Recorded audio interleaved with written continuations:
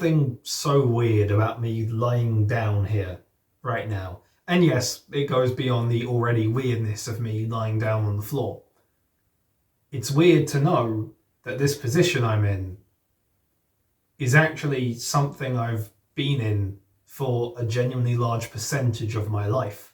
This is my old bed, at least where it was. This used to be my old room. It is now the guest room, although in current times is more of a storage room. What's weird about that is that so much of this room has changed. It's been redecorated. The positions of things have gone. The bed is obviously in a different place as I'm lying down on the floor. But the memories have stayed. This feels still like my room. It may have been years since I properly slept in here, but it's still my old room to me. My computer used to be over there. I had a desk with a PC and a little bedside cabinet on it. That was the PC where I learnt to edit. I learnt to make videos. I played so many games. I met so many good friends from there. That PC has been integrally important to my life just over there. This bed was the bed that I failed to lose my virginity on. This bed was the bed where I had a DVD player, a little portable one, and it used to make the loudest noise every time you played it. But I became obsessed with sort of 5 or 6 films I had on DVD, and I'd watch them almost every night to some stupid thing. I'd go to school every day tired because I would watch it every night. And just to stop it from being so loud, because the walls are quite thin and my mum slept over there, just in that room, I would have duvets and pillows over it, trying to silence it. So you'd have this whoo sounds just being muffled by me, because I just wanted to watch Shaolin Soccer for the billionth time. The memories have stayed. One of the most distinctive ones, despite the whole room pretty much being different, is that these walls used to be cyan. And I can tell you with a lot of confidence that they were cyan specifically, because at one point, a very young version of me, about 5 or 6 years old, had researched in his school library that cyan was a calming colour. The room had just been decorated the night before. In fact, it had been decorated in a sort of star field pattern. It had a very space theme. Like a lot of kids, I went to see my first Star Wars movie somewhere around the year before. I was only 5 or 6, and I really liked The Phantom Menace as a kid.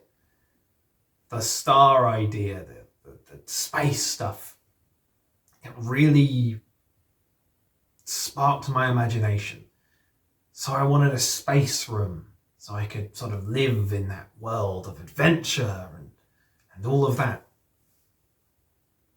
Decorating the room, my mum and dad did an amazing job. But what's so awkward about that is that with the family doing such a great job on the room, with a nice darker pattern and glow-in-the-dark stars and little galaxies, I couldn't take it. It was too much for me. Because the young me sleeping in that first night had nightmares. The room was a little bit darker than before. The colour of the wall being darker meant that everything just felt a little bit darker. And in that darkness, with those little abstractions of stars, I suddenly realised the void, the distance. I began to, for the first time in my life, comprehend perhaps how small I was. It was weird. My slightly introspective self had clearly already been starting at the age of 5 or 6, but it led to what I would later learn was a full-blown existential crisis. The wallpaper of stars and galaxies, of void, of infinite.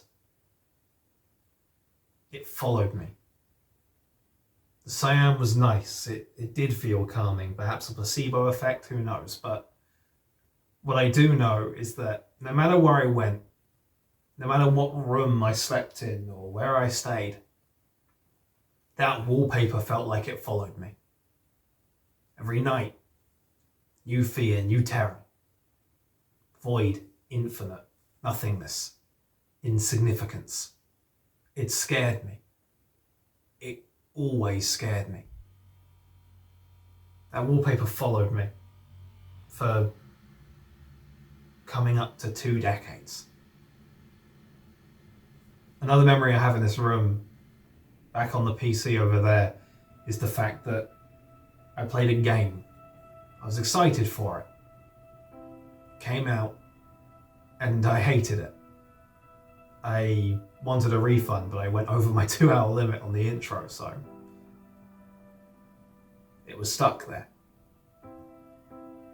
For 2 years, I hated it. It was something I didn't want to think about or talk about. I'd moved into that room at that point. I was in a different room, living a different life now. At least so I thought. But the wallpaper followed me in there.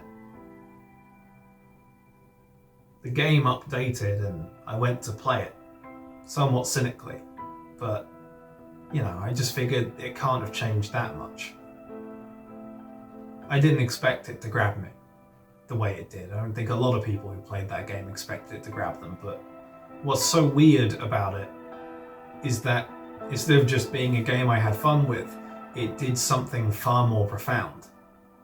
It spoke to me, it looked at me, and it asked me to look at the wallpaper. It told me to stare right directly into it. And to fly.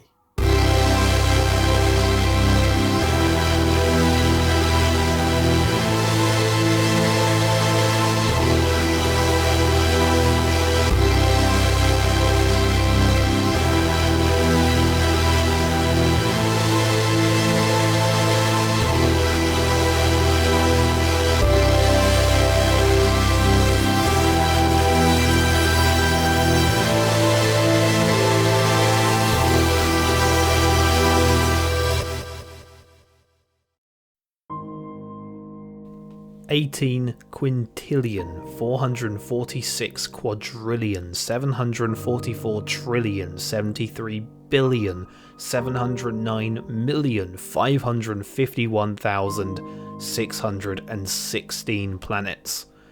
More that could be seen in any lifetime. It was impossible to explore the universe before the Traveller died.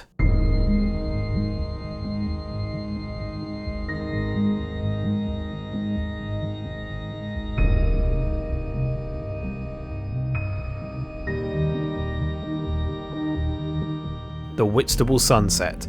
In reality, just a ball of gas millions of miles away that produces light that just happens to hit a town like any other. But for me, I get to see it most evenings. It's the most beautiful sight in the world. Home.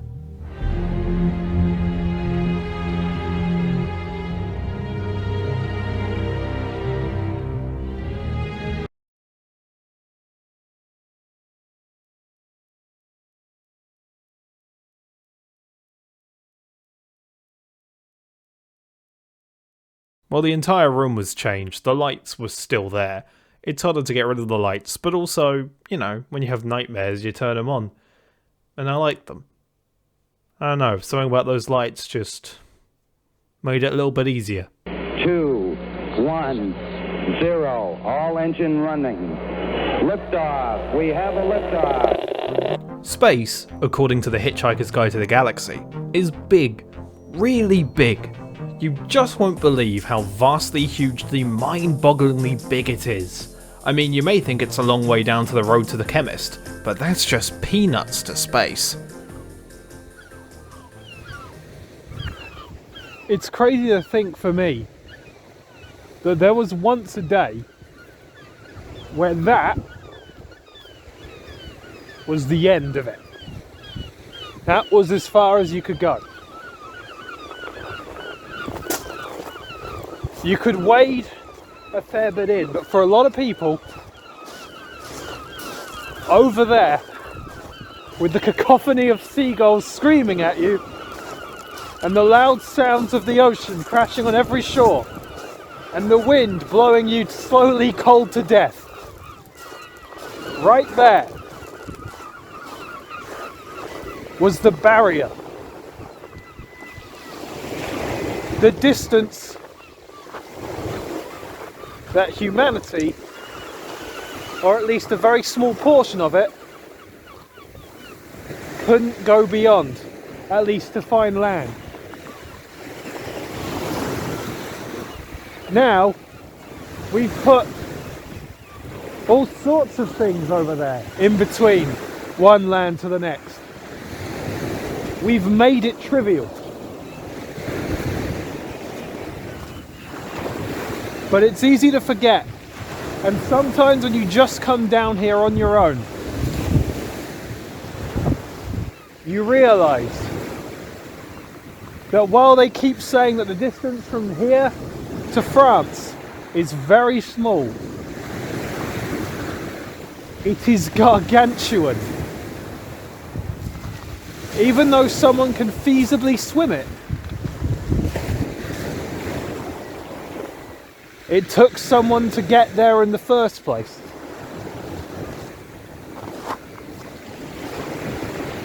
Of course, if you want to talk about Pangea, then you can make the argument that at one point there was no barrier at all.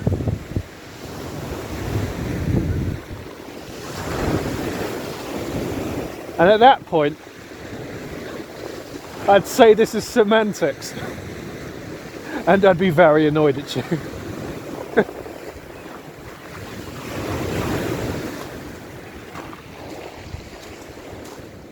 The scale of where mankind has actually put footsteps is quite insignificant so far. We've only got so far as the moon in terms of actually having someone there, and, well, that's a weird thing to go by when you look at No Man's Sky.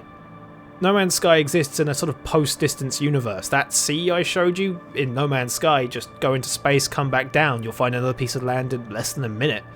Getting from one planet to another is nothing. Getting from one star system to another is nothing. Teleporters and portal networks, everything is connected. This universe has been conquered. You can go to the center of it. It's a tangible idea. Everything in No Man's Sky is tangible. It's interesting because its existential crisis in that case kind of changes. It's not to do with not being able to get anywhere. No Man's Sky isn't a universe where you are trapped by distance or anything. Don't get me wrong, this map is still intimidating, it's still terrifying, but what's interesting about it is that what's scary isn't the distances. It's not the idea that I will never be able to go there. If you want to go there, get the coordinates and you'll make it eventually. No Man's Sky is not obsessed with the idea of trying to get somewhere. It's obsessed with the fact that you'll never be able to see it all. No Man's Sky is a post-distance universe, but it's also a dying one, and everyone in that universe knows it.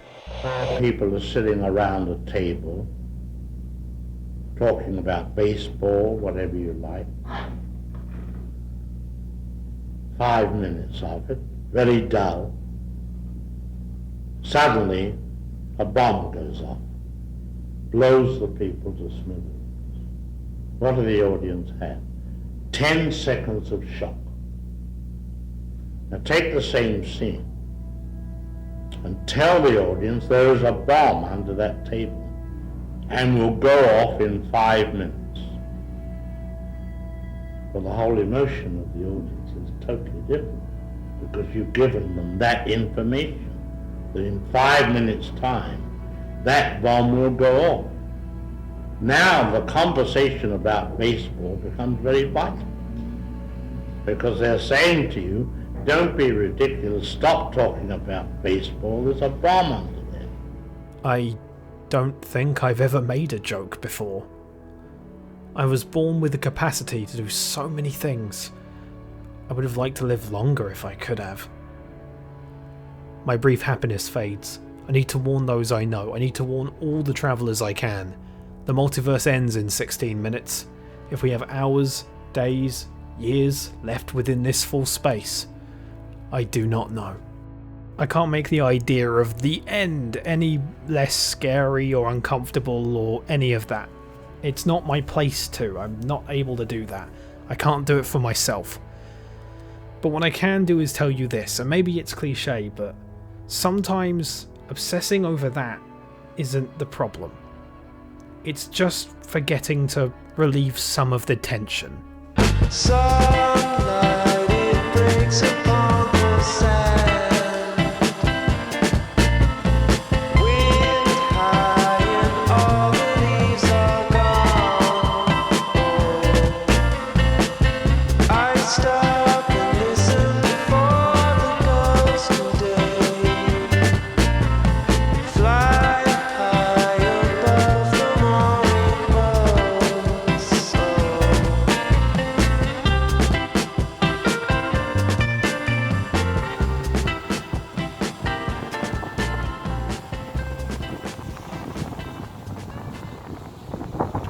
No Man's Sky has changed over the years, but one of the things that's interesting about it is it's become aware of its own contradictions. No Man's Sky is a reflection on loneliness. With a multiplayer hub and full co-op support, No Man's Sky is a game about exploring the vast reaches of the universe. But it lets you just go home once in a while. It lets you have a home, build it up, live there as long as you want. It won't punish you for doing that. No Man's Sky is a game about death.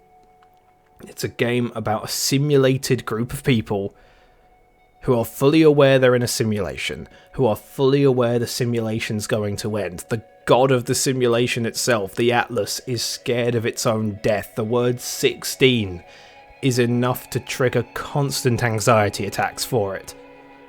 Yet, No Man's Sky is a contradiction, because it argues more than any game that this existence is enough, that this is fine, that through all of the fear, through all of the pain, sometimes this is enough.